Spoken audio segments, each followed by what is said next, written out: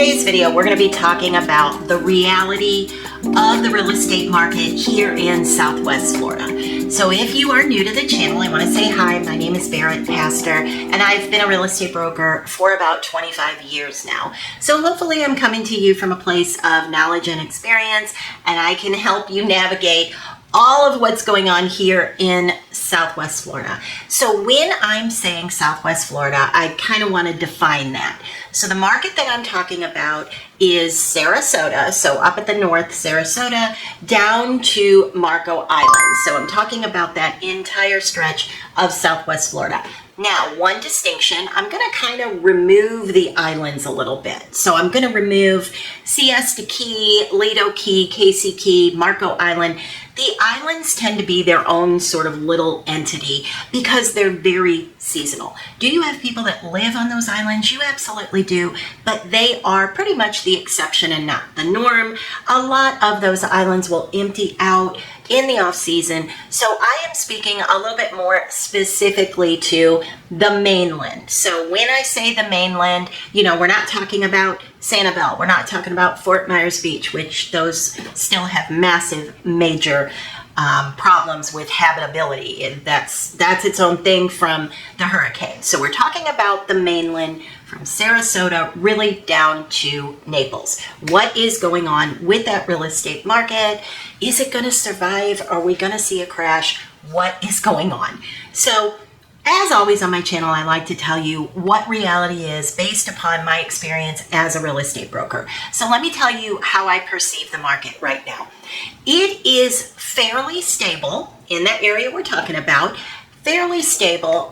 You're not seeing massive swings in pricing, with the exception of community to community. So I always say you have to have a good real estate agent that understands the area that you're either looking to buy or sell in, because it's so important. I've used this example before. There are golfing communities in and around Naples, Bonita, Sarasota, all through there that are holding really strong. Maybe you see a 2 to 3% kind of movement up or down, but then there are others, Bonita National would be an example, that are seeing massive swings, like 30% swings and sometimes even higher than that. So why did that happen? Well, the golfing phenomena happened because in these areas of Southwest Florida, we had so many people that wanted to come to the area during COVID, whether it was because they didn't like the policies in the cities they moved from, maybe they were going to do it in the next couple of years anyway, and they decided, look, it's the time, I'm going. So we had that massive influx of people that came during COVID, and for us here in Southwest Florida, what ended up happening was the private golfing clubs, whether equity or not equity, the bundled golfing clubs, all of those, everything started getting locked out. And now when I reference bundled, what bundled golf means, if you're unfamiliar, I consider that kind of your mid-ground. So it's not public golfing and it's not private golfing, equity golfing, that kind of thing, non-equity golfing, where you would have like a $50,000 or $100,000 join fee. It's not that. What it is that if you buy real estate in X community and in a section of X community, sometimes like with Bonita National and many others, then you get the golf with your condo fees, your HOA fees. It's all part of the amenities package. So what ended up happening when the golf got blocked out, private golfing, equity, non-equity golfing, meaning I don't care how much money you have, we're done, we're not taking any more members. People started snapping up the bundled golf. And really, they were buying the unit for more so the golf than the unit itself. But you had to buy the unit. So where something would normally go for $300,000, all of a sudden it was going for $500,000 because people wanted to come down and golf. They wanted that lifestyle.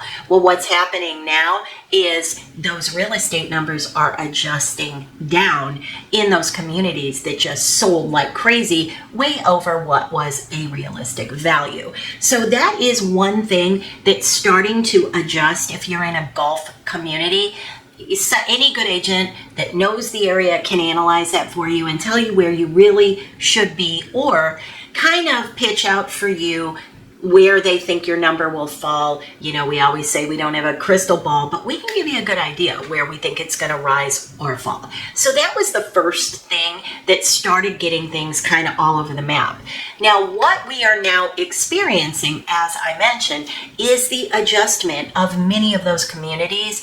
And as it relates to the single family homes, you have some of that as well, if there's golfing in them. If there is not, the communities that I think are really holding strong right now are the communities that have the lower HOAs. So the lower carrying costs tend to do a little bit better because a person does not have to factor in a sky high HOA. So they can really just assess the real estate value. They don't have to say, am I going to use the pool that often? Am I going to play pickleball every weekend? Do I want to pay for this? So you don't have to worry about any of that. So that's kind of the current situation of what we have going on in Southwest Florida right now, is just kind of a rise and fall, but on a small level for the most part in value. So most communities are holding pretty tight in that 3%-ish range. Some of them are hitting 5%, but I would say 3 to 5% is a fair number to look at. All right, so what do I think is coming forward? So here are our main issues as I see it. We have a labor shortage all over the area I'm referencing, Southwest Florida. We have a labor shortage. And by that, I mean, you can't find people to work at hospitals, mechanic shops, hairdressers, grocery stores, you name it, there is a labor shortage. Now, why did that happen? Well, coming out of COVID, that was happening anyway, but now it's just reality. In Southwest Florida, we have a lot of folks that have immigrated from other countries to Southwest Florida. So right now, we have an issue with literally construction sites that people have been kicked off the construction site because there are new rules, and they're changing constantly here in Florida. But there are new rules that reference how you're able to work. If you can work with a green card, and you have to prove that you're here in the country legally. So there are literally construction sites that houses that were supposed to be built in 6 months are on year 2, and there's still nothing going on. So that is not only real estate, that is pretty much across the board here in Florida, a problem that we are having. Along those lines, we have healthcare issues. I'm just going to tell it like it is, because I would definitely want to know if I were moving to another area. Now, in the Sarasota area, there was a hospital system that closed, but they immediately put up a new hospital, and it's a beautiful new hospital off the highway. Are they having trouble staffing it? A little bit.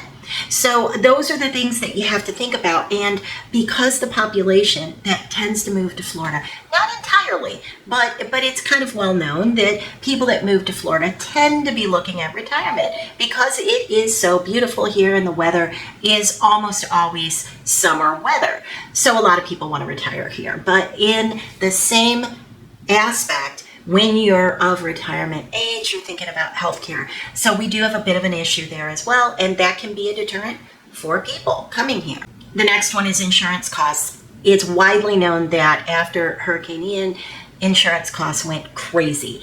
New rules all over the place. Your roof has to be X age. You have to get your 4-point inspection. You have to get your roof inspected. The insurance companies don't want to insure, and if they do, they have moved the numbers through the roof to almost not being affordable. If you live in an area that is on a floodplain, flood insurance is either unavailable or absolutely unattainable because of how high it is. That is affecting people greatly. There is also new rules as it relates to condominiums that are 3 floors and higher. And then I would say lastly, the last thing that has really started to affect the area is that we had all those people. We have to remember this. We had all those people that moved to the area during COVID. That was the best, like I said, I've been a real estate agent 25 years. That's the best years that I've ever had in real estate. I was doing numbers that were I couldn't get a day off literally for 2 years. That's how busy I was. So many people wanting to move to the area.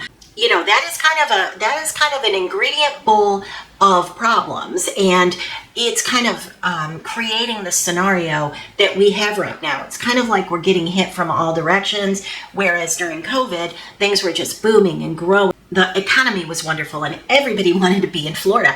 Well, as I say, those things, we can't stay on that high forever. So you do kind of see things start to slide down the hill. Now, this was the reality talk of what's going on here in Southwest Florida. So what I'd like you to do is jump to the next video, and that one is going to be, what do we do about it?